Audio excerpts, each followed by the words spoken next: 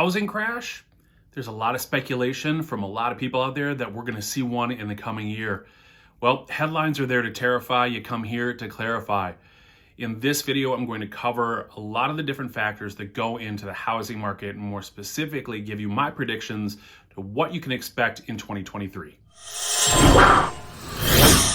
Hey everyone, I'm Nick Sundall with Acta Homes of Keller Williams Classic Realty Northwest.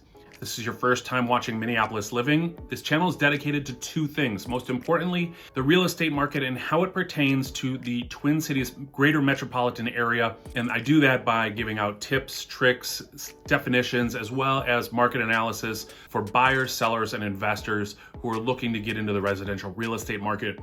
It's also here to show off the great state of Minnesota in which I live, and for those who are looking to put down roots here. But you're here for one thing and one thing only, and that's my predictions for 2023 and what to expect in the coming year for the housing market. Now, before I jump forward and predict on where we're going, you have to take a quick look back and where we've been. Over the last decade plus, we've seen unprecedented home sale growth in terms of the median sale price. The last half of 2022, we actually saw a pullback in terms of that median sale price. We peaked out at roughly $385,000 and it dropped all the way back down to $350,000 for a single family home here in the Twin Cities Metro. So we actually saw almost a 10% decline in median sale price all the way from June to December.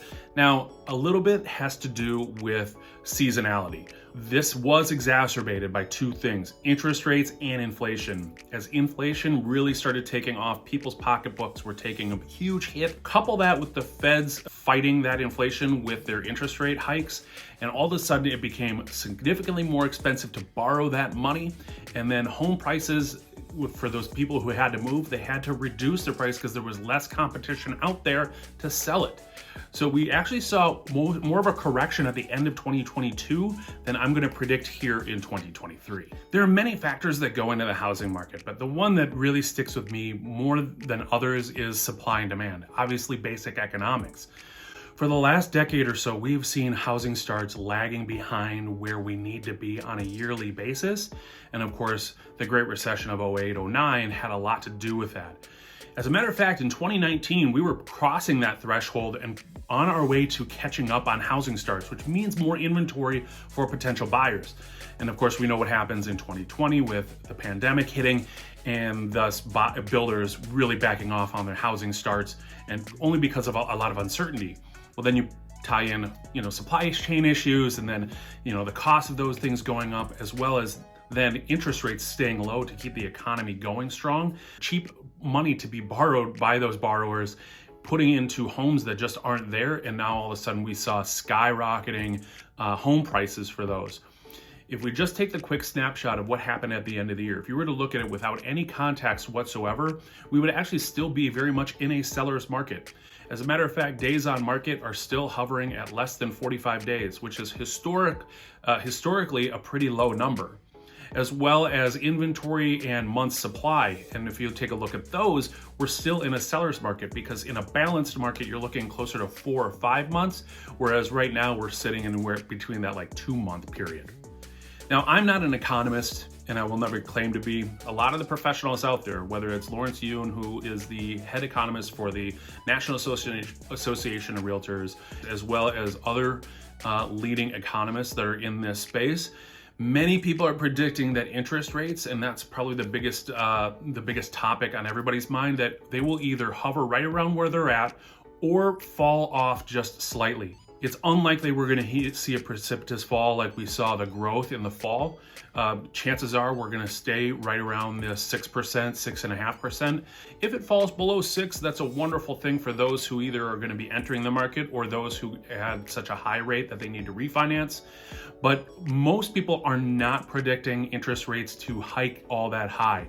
Ultimately, we may see the Fed raise their interest rates a little bit more as we move along throughout the year, but it really shouldn't affect where borrowing numbers look like, because the banks, for the most part, have already baked that in for the duration of 2023.